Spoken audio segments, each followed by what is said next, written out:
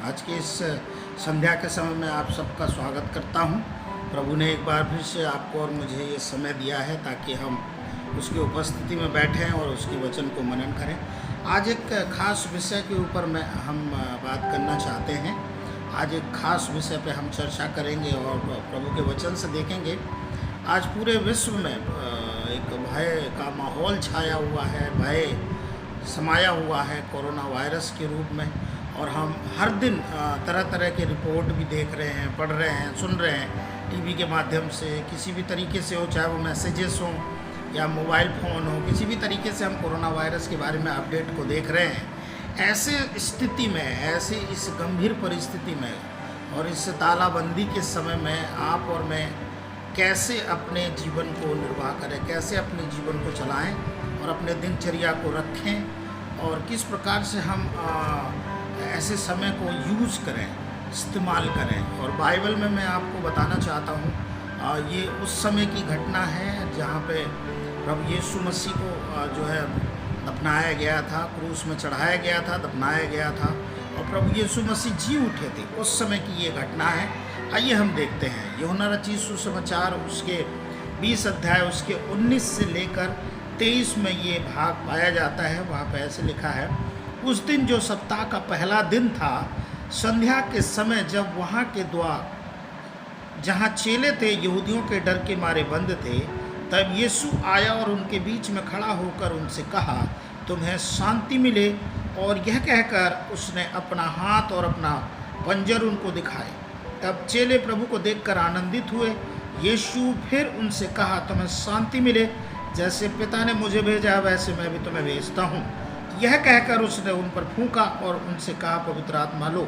जिनके पाप तुम क्षमा करो वे उनके लिए क्षमा किए गए हैं, जिनके तुम रखो वे रखे गए हैं। यह अनुच्छेद जो है हमें बताता है कि चेले पूरे तरीके से डरे हुए थे और भय में अपने आप को बंद कर लिए थे कमरे में। एक ऐसा माहौल उनके लिए हो गया था कि अब क्या होगा। अब उनके जो रब्बी हैं, जो यीशु मसीह क्रूस में चढ़ा दिए गए थे, मारे गए थे, गाड़े गए थे और अब ऐसे समय है कि अब वो जी उठे थे। ऐसे समय जहाँ पे लिखा हुआ है कि जहाँ चेले थे वहाँ के द्वार बंद थे, वे बंद स्थिति में थे। आज पूरा देश, आज पूरा विश्व एक बंद स्थिति में है। आज हम बात करेंगे कि ऐसे माहौल या ऐसे स्थिति में, ऐसे परिस्थिति में आप और मैं किन चीज़ों के ऊपर अपने ध्यान को केंद्रित करेंगे।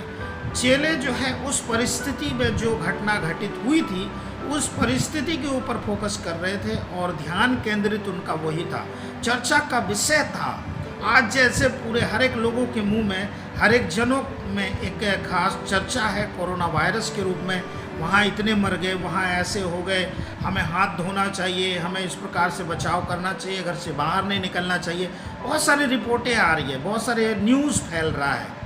आइए हम देखते हैं चेले लोग ऐसे परिस्थिति में वहाँ पे सिर्फ उसी बात पे एक उसमें केंद्रित थे, लेकिन उसी समय प्रभु यीशु मसीह उनके बीच में उपस्थित हुआ और सबसे पहली बात जो उन्होंने कही वो ये थी कि तुम्हें शांति मिले। मेरे प्यारे भाई बहनों, इस लॉकडाउन के समय में प्रभु आपसे और मेरे से यही कहता है कि तुम्हें शांति मिले। ऐसे भय के समय में प्रभु की शांति बहुत ज़रूरी है मेरे प्यारे भाई बहनों। ऐसे अफरा तफरी के माहौल में, ऐसे भयतूर माहौल में प्रभु का शांति आपके साथ और मेरे साथ है। प्रभु हमें शांति देता है। बाइबल बताती है जैसे संसार देता है वैसे यीशु नहीं देता, बल्कि यीशु ने कहा उनके चेलों से जो डरे हुए थे और भय में थे, बंद थे अपने आप में, उनसे कहा कि तुम्हें शांति मिले। वे ऐसे घटना से घबराए हुए थे और पूरे तरीके से अपने आप को बंद कर लिए थे। उन्हें कुछ समझ नहीं आ रहा था कि आगे क्या होने वाला है। लेकिन उसी समय प्रभु यीशु मसीह उनके बीच में मौजूद होते हैं और उन्हें अपनी उपस्थिति का एहसास देते और कहते हैं कि तुम्हें शांति मिले। प्रभु का वचन हमें उत्साहित करता है कि प्रभु जो है शांति का राजकुमार है, वो शांति देना चाहता है।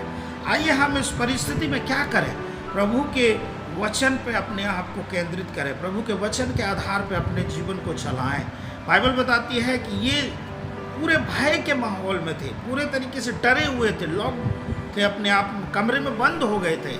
ऐसे समय में प्रभु यीशु मसीह आकर इनका हौसला को बढ़ाता है। आज इस कोरोना पर संकट परिस्थिति में प्रभु के वचन से मैं आपको उत्साहित करना चाहता हूँ कि हमें ऐसे परिस्थिति में डरने और इधर उधर की बातों को सोचने की आवश्यकता नहीं है, बल्कि प्रभु की शांति में अपने आप को रखना है। प्रभु की शांति जो हमारे जीवन में आती है, हम भयभीत नहीं होते हैं। बाइबल बताती है कि मत डर, मैं तेरे साथ हूँ। बाइबल में पूरे 365 बार कहा गया है कि मत डर। मेरे प्यारे भाई बहनों, हमें हर एक दिन जो है डरने की आवश्यकता नहीं है। एक दिन के लिए एक प्रॉमिस की गई है, प्रभु यीशु मसीह ने आपको और मुझे ये प्रॉमिस किया हुआ है।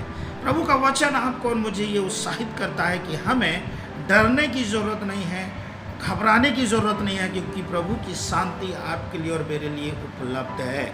उसके आगे यदि हम पढ़ते हैं वहाँ पे प्रभु यीशु मसीह और कहते हैं कि और यह कहकर उसने अपना हाथ और अपना पंजर उनको दिखाए, तब चेले प्रभु को देखकर आनंदित हुए।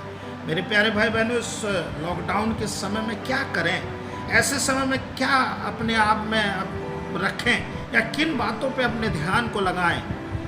यहाँ पे प्रभु यीशु मसीह अपने आप को दिखाए, चेलों को प्रकट किए, अपने आप को रिवील किए कि मैं यीशु हूँ, मैं तुम्हारा गुरु हूँ। आइए हम प्रभु के दर्शन के खोजी बन जाएं इस लॉकडाउन के समय में। प्रभु को देखने की कोशिश करें, उसके वचन के द्वारा से, प्रार्थना में, मनन में, और उसके दर्शन के खोजी बने। जब हम दर्शन के खोजी बनेंगे ऐसे माहौल में, मैं जानता हूँ कि प्रभु निश्चय हमारे हृदय में एक आनंद को भरेगा।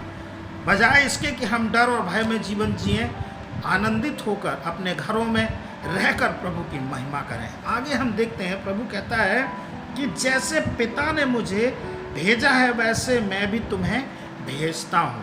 प्रभु यीशु मसीह, चेले लोग जो है उस परिस्थिति के ऊपर केंद्रित हो गए थे, लेकिन प्रभु यीशु मसीह जो मिशन के बारे में बात कर रहे हैं, जैसे पिता ने मुझे भेजा इस संसार में एक मिशन के तहत भेजा था, वैसे मैं भी तुम्हें एक मिशन के तहत भेज रहा हूँ। वो याद दिला रहे थे कि तुम्हें भी जाकर लोगों को बताना है, तुम्हें भी जाकर प्रभु के बारे में बताना है, लोगों को बचाना है। जो मर रहे लोग हैं उनके पास पहुंचकर गवाही देनी है कि यीशु मसीह जी उठे हैं, मृत्यु में से जी उठे हैं, मौत को उन्होंने हरा दिया है, मौत को जीत लिया है। आइए हम उत्साहित हों। प्रभु का वचन एक बार फिर से कहता है कि हमें अपने मिशन को ध्यान में रखना है, भय के माहौल में नहीं रहना, बल्कि मिशन में हमें याद रखना है कि प्रभु ने खुद कहा है, जाओ सारे जगत के लोगों को जाकर उन्हें सुसमाचार सुनाओ, पिता, पुत्र और पवित्र आत्मा के नाम से बपतिस्मा दो। आगे हम बाइबल में पढ़ते हैं, यह कहकर उसने उन पर फूंका और उनसे कहा, पवित्र आत्मा लो। ऐसे डरे हुए माहौल में प्रभु ने उन्हें ढाढ़स दिया, उन्हें वो सामर्थ्य दी। उनके जो कपकपी उनके अंदर में चढ़ी हुई थी, जो घबराए हुए थे कि अब हम क्या करेंगे, आगे हमारा क्या होगा, कहीं हम भी तो मारे नहीं जाएंगे। ऐसे परिस्थिति में आत्मा की सामर्थ्य जरूरी है। प्रभु ने उनसे कहा, लो पवित्र आत्मा लो, और फूंका और उन्होंने पवित्र आत्मा को पाया। पवित्र आत्मा के बगैर आप और मैं गवाही नहीं दे सकते। बिना पवित्र आत्मा के आप और मैं बोल्ड नहीं हो सकते हैं। घबराने के समय में पवित्र आत्मा की आवश्यकता अनिवार्य है हर एक वो व्यक्ति को। प्रभु आपसे और मुझे यही कहता है कि पवित्र आत्मा की सामर्थ्य में आप और मैं आगे बढ़ें और उसके नाम की बड़ाई करें। मैं आपको बताना चाहता हूँ, प्रभु उनके अधिकारों के बारे में बात कर रहे थे। कहते हैं कि तुम जिनके पाप क्षमा करो वे क्षमा हो गए हैं, और जिनके लिए तुम रखे हो वे रखे गए हैं। एक अधिकार को बता रहा है प्रभु वहाँ, इस बात को, एक अधिकार को उनको बता रहा है कि मैंने तुम्हें अधिकार दे रखा है, जाओ सारे जगत के लोगों को मेरे नाम से सुसमाचार सुनाओ, उन्हें पिता, पुत्र और पवित्र आत्मा के नाम से बपतिस्मा दो। एक मिशन को याद दिला रहे थे। आइए हम अपने इस मिशन को ना भूलें मेरे प्यारे भाई बहनों। न्यूज़ के ऊपर भरोसा ना करें। एक ऐसा समय आएगा, ये जो कोरोना वायरस का जो संकट पूरे विश्व में फैला हुआ है, वो निश्चय यीशु के नाम से दूर होने पाएगा। और मैं जानता हूँ कि प्रभु अपने लोगों को इन तमाम प्रकार के संकट से, विपत्ति से, महामारी से बचा के रखेगा। प्रभु का धन्यवाद देते हैं सुंदर वचन के लिए। आप सबको जय मसीह की। God bless you.